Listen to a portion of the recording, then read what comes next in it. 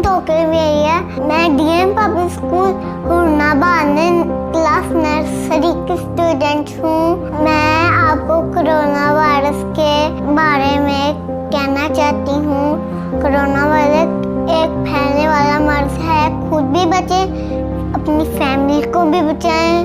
मैं डॉक्टर्स और police officer और आर्मी ऑफिसर्स को सलाम हूँ, जो कि इस मुश्किल वक्त में हमारे कौम के साथ हैं। सलाम Pakistan. Stay home, stay safe.